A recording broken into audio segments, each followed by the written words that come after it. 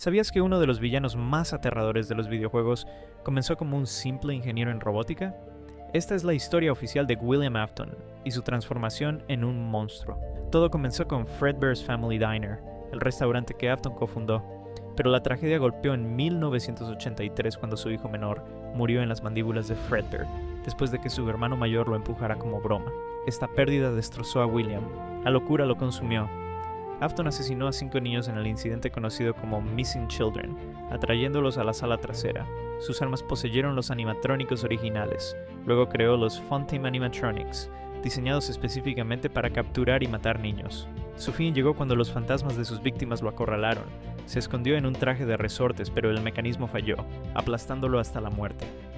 Décadas después resucitó como Springtrap.